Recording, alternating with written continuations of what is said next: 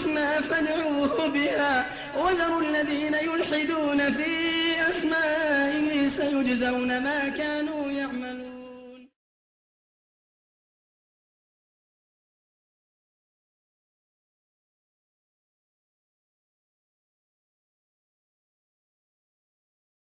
Next name, let's begin inshallah, is Razzaaq, which we said is on page 22 at the bottom, and it actually carries on to the next page. So the provider, the one who provides for all of his servants. There is not a creature on the earth except that Allah provides for it. His providing for his servants is of two types. The general provision which extends to the righteous and to the sinner, the first and the last.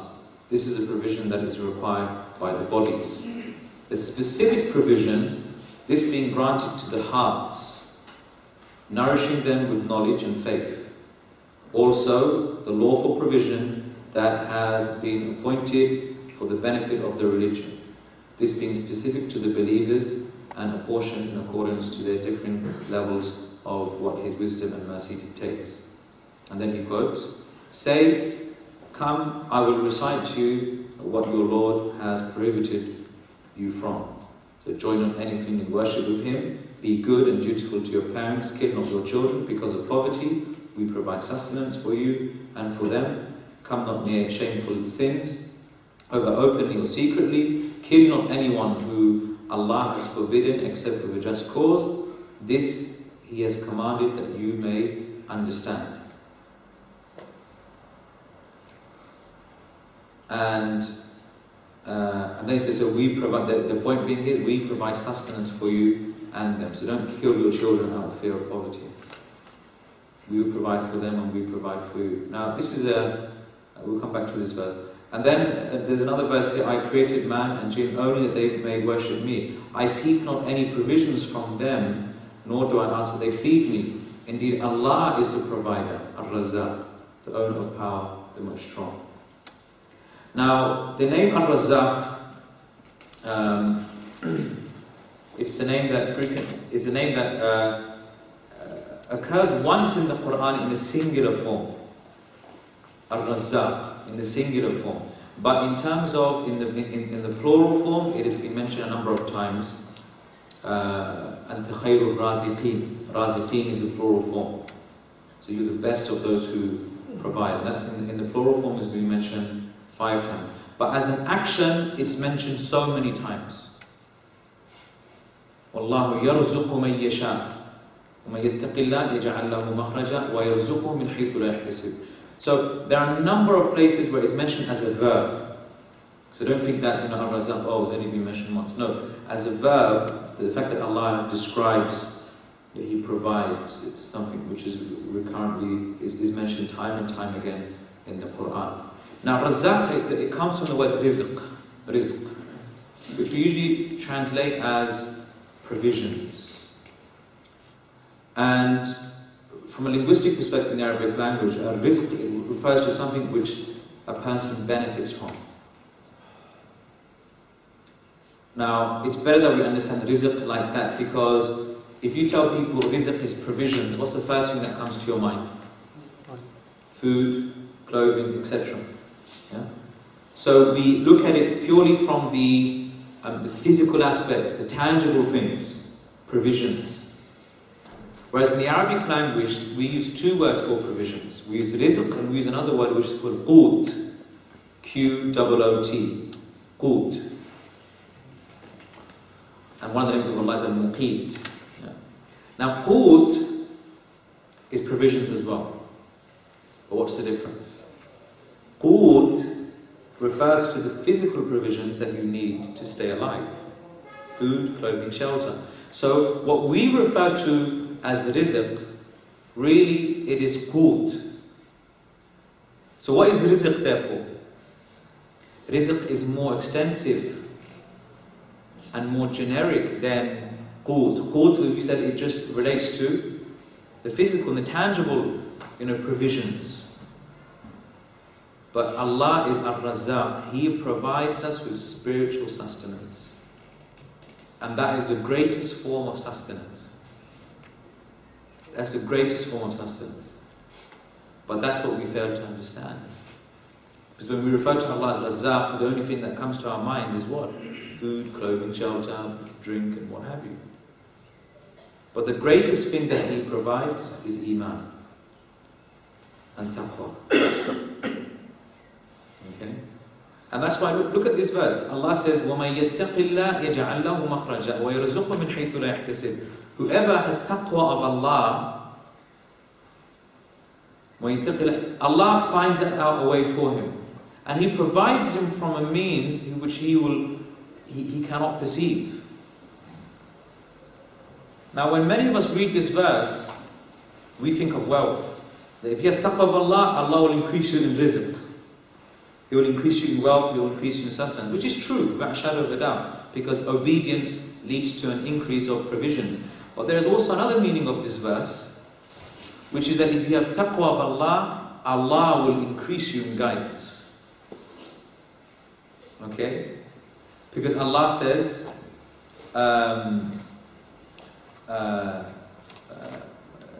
that Allah increases in guidance those who are guided. Allah increases in guidance those who are guided. So if you are guided, Allah increases you in that guidance. And that is the greatest form of provision. And that's why Shaykh Sa'di, when he explains Al-Razzaaq, he says there are two types of provision. So the general, which is in essence what he's referring to qut. Okay, he's referring to the food and what have you. And the specific provision, which is the most important provision, is being granted to the hearts. Nourishing them with knowledge and faith.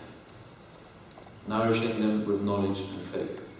Now, one of the du'as of Rasulullah sallallahu alaihi wasallam, one of the first things he used to say when it was one of his supplications in the morning, Allahumma inni as'aluka ilman nafi'an wa rizqan tayyiban wa amalan mutaqabbalan. That's one of the first du'as that he used to make during the day in the mornings. Oh Allah, grant me beneficial knowledge and a good form of rizq and actions which are to be accepted. Okay, so we spoke about the difference between rizq and qut.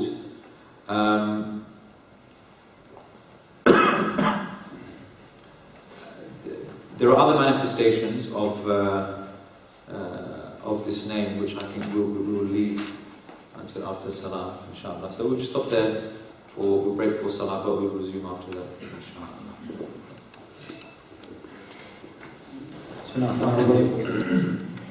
Alhamdulillah Rabbil Alameen, wa salatu wa salamu ala Sayyidina Muhammad wa ala alihi wa sahbihi ajma'in, amma ba'd. So continuing on with our discussion of Razzaaq, those of you who have joined us today, we started before Dhuhr. There's some key features about Allah subhanahu wa ta'ala being Razzaaq that we need to be aware of. One of them is that when Allah subhanahu wa ta'ala provides, it doesn't cause any difficulty upon Allah. He doesn't lose out on anything by providing us. Whereas human beings, when we provide and we give sustenance to other people, then it affects what we have at the end. We know the very famous hadith, which is a hadith Qudsi, which the hadith, Ya ibadi, O my servants, inni haramtu dhulma ala nafsi wa ja'altuhu bainakum muharraman fa'astadalakum. O my servants, very I have forbidden injustice upon myself, and so I've made it forbidden amongst yourselves, so do not treat yourselves unjustly. This hadith, by the way, hadith Qudsi, was considered to be the most noble hadith that the scholars of Ash-Sham used to narrate, and they used to take great pride in this hadith because all of the narrators of this hadith were from Ash-Sham, which is present-day Syria, Palestine, and I find that quite befitting that they narrated this hadith and what is happening to the Muslims in Ash-Sham that's taking place. I mean, you need to read the whole hadith. It's quite a long hadith. It's in the 40 hadith of Imam Nawawi. I think it's hadith number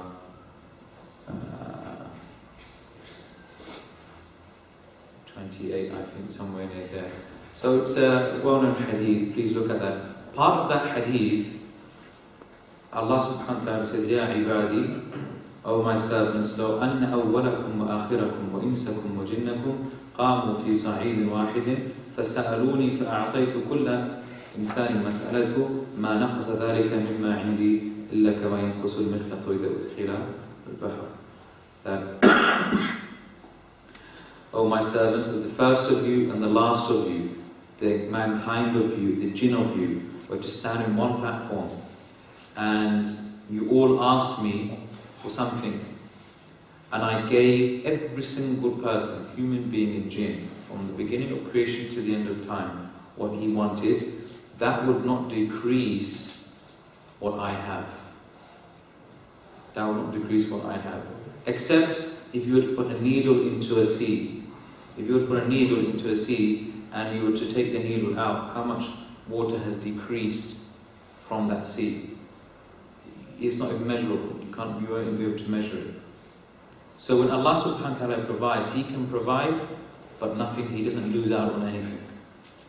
And it's a key feature of Allah's ability to provide. Another aspect is that Allah subhanahu wa ta'ala provides without, regardless of faith, regardless of what faith you have, Allah will still provide. So He'll provide to the believers and He'll provide to the disbelievers. And that's why the very famous hadith, the Rasul said, مَا أَحَدٌ أَصْبَرُ عَلَى الْأَذَى سَمِعَهُ مِنَ اللَّهِ. That there is no one who is more patient upon hearing harm than Allah. يَدْعُونَ لَهُ الْوَلَدِ. They ascribe to Him a son, ثُمَّ يُعَافِيهِمْ وَيَرْزُقُهُمْ. But then Allah, He safeguards them and He continues to provide for them. So they ascribe a son to Him, but He still provides for them. Whereas with human beings, if someone treats you unjustly, you're not going to give them a single penny. You won't give them a single penny. But that's the way Allah subhanahu wa ta'ala provides. And even if you transgress against Him, He'll still provide for you. Now, but this is related to the next point, which is that when Allah provides, this doesn't necessarily mean that He loves that individual. And this is very important, especially for us living here in the West, where we live generally quite affluent lives, and we enjoy a certain degree of luxury and comfort. It does not necessarily mean that Allah subhanahu wa ta'ala loves you. And this is what, unfortunately, what increased the disbelievers in their disbelief. Because they thought, look, if Allah, is not happy with what we are upon, then why are we enjoying all of this? So Allah subhanahu wa ta'ala, quotes them, and this is a verse of Surah Saba, verse 35 to 37. وَقَالُوا نَحْنُ أَكْثَرُ أَمْوَالًا وَأَوْلَادًا وَمَا نَحْنُ بِمُعَذَّبِينَ. That they said, we have more wealth and we have more children. So why would, we're not going to be punished. Meaning we are blessed. We are blessed. قُلْ إِنَّ رَبِّي يَبْسُطُ الرِّزْقَ لِمَنْ يَشَاءُ وَيَقْدِرُ وَلَكِنْ أَكْثَرَ النَّاسِ لَا يَعْلَمُونَ. Say to them, though, that Allah, He gives His provisions to whoever He wishes, and He withholds from whoever He wishes. وَلَكِنْ أَكْثَرَ النَّاسِ لَا يَعْلَمُونَ. But most people don't know that. Most people do not know. What don't they know? They don't know the wisdom, how Allah provides and why He provides to certain people. So you will have a certain amount of wealth. You don't know whether that wealth, it's really a blessing or a test. Can you guarantee that? The wealth, the comfort that you are experiencing in this dunya, can you say to yourself and be absolutely certain, this is manifestation of Allah's love of me, He loves me for my ibadah, or is it a test? Allah is testing to see whether I'm grateful or not. We can't guarantee even. That's why the believer is always in a state of worry and concern with regards to his wealth. Is this Allah testing the person and making him enjoy all of the worldly delights so that in the hereafter he might get hardly anything, if not nothing? And then that's in fact one of the reasons why Allah, He gives to the disbelievers all that they want, because at the end of the day, that's what all the enjoyment they're going to get, because they're going to get nothing of it in the hereafter. And that is what made many of the companions really concerned and worried whenever they would experience luxury. Because they thought that this is maybe Allah giving us to it early, that means we're not going to get it in the hereafter. It used to make them worry, but nowadays it just makes us more happy. It makes us more happy. And that's a sign that we are attached to the dunya. The more wealth that we have, we become so happy, and when we decrease in wealth, we become really sad. That's a sign of attachment to the dunya. Whereas the believer is a zahid, he's an ascetic. He is someone who, whether his wealth was to increase or his wealth was to decrease dramatically, he would view it in the same light. He would view it in the same light, and that is what true zuhud is. And that is why one of the scholars from the Salaf, when he was given like a huge amount of wealth, and he began to cry, and he wasn't crying out of happiness. He said, how am I going to respond to Allah on the Day of Judgment with all this wealth that He has given to me? This is a responsibility now. If you were to give a sack of gold to someone or a bag of money, look how they'll jump up for joy. Who wants to be a millionaire? Look how they respond. It's really subhanAllah. You know, these game shows, and that's why really Muslims shouldn't be watching these game shows, because that's just going to make you be in their position. And I find it fascinating how Muslims are interested in these shows, really.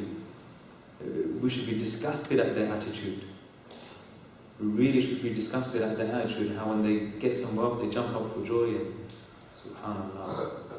ثُمَّ لَتُسْأَلُنَّ يَوْمَئِذٍ عَنِ النَّعِيمِ. That day you'll be asked about all the delights you had in this world. On a side note as well, there are other shows as well that I think Muslims should be cautious whether they should be watching.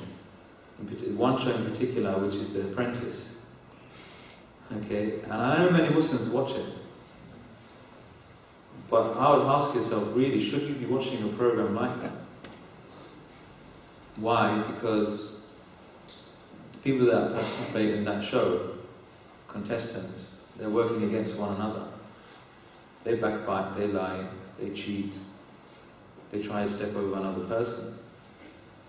But the type of characteristics you want to be learning and gaining. I mean, personally, when I see that show, I just can't stand it.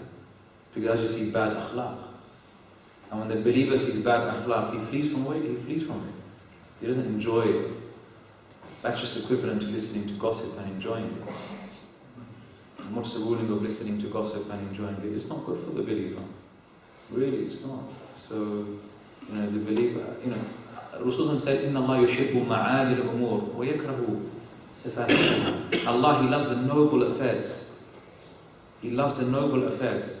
And He dislikes those lowly affairs of people. Now tell me one thing, watching The Apprentice, are you watching noble affairs? Or are you watching lowly people just debase one another? Really? So, anyway, that's my personal view. I know many people disagree. So. Now also, so this is an important point, that so when Allah He provides, it's not a guarantee that it's not a guarantee that Allah loves that person. Perhaps it could be the case that this is Allah subhanahu wa ta'ala testing that individual. Another verse as well, Surah Al-Mu'minun, verse 55. أَيَحْسَبُونَ أَنَّمَا نُمِدُّهُمْ بِهِ مِنْ مَالٍ وَبَنِينَ. Do they think that that which we are giving to them of wealth and children, نُسَارِعَ لَهُمْ فِي الْخَيْرَاتِ, that we are increasing them in good? بَلْ لَا يَشْعُرُونَ. But no, they cannot perceive, they cannot feel what is really happening to them. And the problem with many of us Muslims is that when we look to the Western world, we become dazzled, and we see, oh, look at them, they have advanced so much in technology and organization, and Muslims, they aspire to come here and live in the West because of that, and they look down upon Muslims. They look down upon Muslims. They think, oh, these Muslims are so backward, we should be like them. Subhanallah. We don't realize that maybe Allah is giving all of this to them. He's giving them the ability to be well organized, the ability to be so well structured and organized and produce a lot of, financial goods and what have you. Allah has given them that ability as a form of punishment for them. This is what the Quranic concept is known as istidraj. Istidraj, which is gradual punishment. He gradually, سَنَسْتَدْرِجُهُمْ مِنْ حَيْثُ لَا يَعْلَمُونَ. Allah says, we will gradually take them step and step and step in a way that they will not even perceive. They won't even realize that this is Allah actually testing them and punishing them. Okay, the next point is that the taqwa of Allah is something which increases Allah's rizq. Taqwa of Allah subhanahu wa ta'ala is that which increases your provisions. And there are so many verses in the Quran that point to that point. For example, in Surah Al-Ma'idah, verse 66. وَلَوْ أَنَّهُمْ أَقَامُوا التَّوْرَاةَ وَالْإِنْجِيلَ وَمَا أُنزِلَ إِلَيْهِمْ مِنْ رَبِّهِمْ لَأَكَلُوا مِنْ فَوْقِهِمْ وَمِنْ تَحْتِ أَرْجُلِهِمْ. That if they had, and the people of the book, if they had established the Torah and the Gospels and what was revealed to them from their Lord, then they would have eaten from above them and from what is underneath their feet. Meaning Allah would have provided for them from all angles if they established the Torah and the Injil. Likewise in Surah Al-A'raf, verse 96, وَلَوْ أَنَّ أَهْلُ الْقُرَىٰ آمَنُوا وَاتَّقَوْا. That if only the people of the town, they had believed and had taqwa of Allah, لَفَتَحْنَا عَلَيْهِمْ بَرَكَاتٍ مِنَ السَّمَاءِ وَالْأَرْضِ. We would have opened up for them blessings from the heavens and from the earth.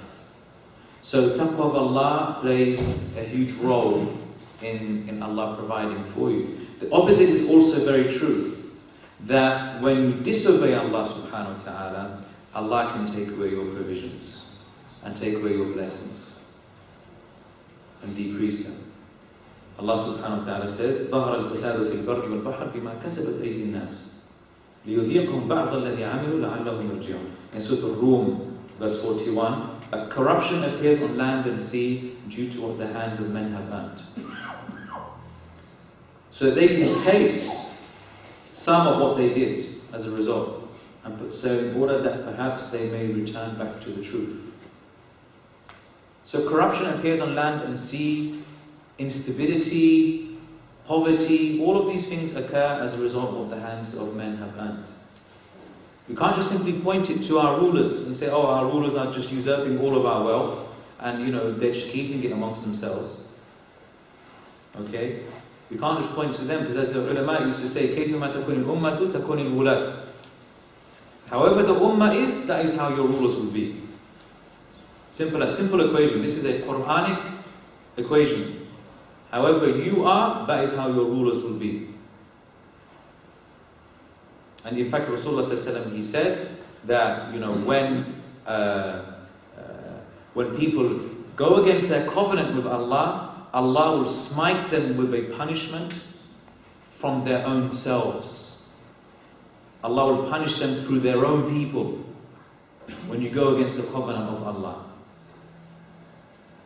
Okay. Another hadith of Ibn Umar, Rasulullah said, إِذَا تَبَايَعْتُمْ بِالْعِينَ, that when you engage in transactions which involve riba, interest, وَأَخَذْتُمْ بِأَذْنَابِ الْبَقَرِ, and you take hold to the tails of the cows, وَرَضِيتُمْ بِالزَّرْعِ, and you become satisfied with the cultivation of the land, meaning you become people who are become dunyafied. وَتَرَكْتُمُ الْجِهَادِ, and you leave jihad in the way of Allah, سَلَّطَ اللَّهُ عَلَيْكُمْ ذُلًّا, Allah will smite you with humiliation. And He will not remove this humiliation حَتَّى تَرْجِعُوا إِلَى دِينِكُمْ, until you return to your religion. Until you return to your religion. Okay, so this is really an important point, because sometimes we point the fingers in the wrong direction. I'm not saying we turn a blind eye to the corruption that is appearing. No, that is happening. No. Our rulers are to blame. If they're not living by the law of Allah subhanahu wa ta'ala, then we need to take them into account. But at the end of the day, it all goes back to the state of the ummah. Our state. Us. And that's why Rasulullah used to say that, when you stop giving zakat, Allah withholds the rain from the heavens. If you stop paying zakat, look what happens. And if it wasn't for the animals, you wouldn't even have a single drop of water. Not even a single drop of water if it wasn't for the animals. So our disobedience has a huge impact on the state of the affairs of the Ummah. We don't realize that. We don't even realize this. The smallest things can have such a huge impact. Rasulullah reported in a hadith in Abu Dawood that this Ummah will continue to remain in a good state as long as they hasten to breaking their fast. I find this hadith amazing. This Ummah will continue to remain in a good state as long as you hasten to break your fast. And you might think, what on earth has hastening to break your fast got to do with the state of the Ummah? Surely this is a minor affair. This is not a major affair. This is just as, they say like in Arabic, we have the lub and the qishr, they say the seed and the peel. Okay, this is just one of those minor affairs. No, because this is an indication if a Muslim is very eager to fulfill the basic, the basic sunnahs, if they have that eagerness to do that, then obviously there will be people who will be fulfilling all of their obligations and staying away from their major sins. Isn't it? If someone is not fulfilling his obligations and he's committing major sins, he's not going to be that bothered about how soon he breaks his fast. Who will be concerned about breaking his fast? Not just the person who is really hungry, but the person who has a strong desire to follow the sunnah of Rasulullah. So in essence, it's our connection to the sunnah what leads to the good state of affairs of this ummah. The final point I want to mention about the rizq is that, I've mentioned that the greatest form of rizq that Allah provides for us is that of iman. But that's in the dunya. But otherwise, the greatest rizq that Allah can really give you is Jannah. And that's if you take into consideration the hereafter. That is the greatest provision. Allah subhanahu wa ta'ala, He says in Surah Al-Hajj, verse 58, and listen to this ayah very carefully. وَالَّذِينَ هَاجَرُوا فِي سَبِيلِ اللَّهِ ثُمَّ قُتِلُوا أَوْ مَاتُوا. Those who migrated in the way of Allah, then they were killed, أَوْ مَاتُوا, or they died on their journey, Allah will provide them with rizqan hasana. Allah will provide them with a very good provision. وَإِنَّ اللَّهَ لَهُوَ الْخَيْرُ الرَّازِقِينَ. Allah is the best of providers. And what are these people going to get? People who die in the way of Allah, in jihad or hijrah, they get Jannah. So Allah, He describes Jannah as being rizq. And the next verse makes it even clearer. Surah Al-Talaq, verse 11. وَمَنْ يُؤْمِنْ بِاللَّهِ وَيَعْمَلْ صَالِحًا. Whoever believes in Allah and does good deeds, يُدْخِلْهُ جَنَّاتٍ تَجْرِي مِنْ تَحْتِهَا الْأَنْهَارِ. Allah will enter him into paradises underneath which rivers flow. خَالِدِينَ فِيهَا أَبَدًا. They will reside therein for eternity. قَدْ أَحْسَنَ اللَّهُ لَهُ رِزْقًا. Indeed, Allah was good to him. Allah perfected, showed beneficence in His rizq to him by providing him al-Jannah. Likewise, He describes the gifts in paradise. Allah says in Surah Sad, verse 54, إِنَّ هَذَا لَرِزْقُنَا. This is our provisions that we give to the believers. مَا لَهُ مِن نَفَادٍ. And He will never deplete. He will never deplete. So Allah describes Jannah, the various enjoyments of Jannah, as a form of rizq. And so this is one of the greatest forms of rizq that we can truly ask for. Okay, so when you ask for rizq, don't think you're just asking for worldly things. Remember, we need to distinguish between qut and rizq. You have one aspect of your provisions, which is the food, clothing, but the other aspect of rizq is the iman and the taqwa, and then you have the rizq of Jannah itself. On a final point, actually, just before we conclude on this point of rizq, is Allah subhanahu wa ta'ala.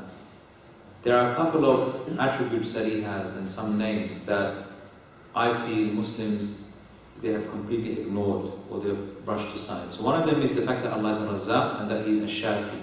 the cure of illnesses. So what ends up happening is that when we seek provisions, our hearts solely depend on those who physically give us money. And when we are ill, our hearts completely depend on the medication itself.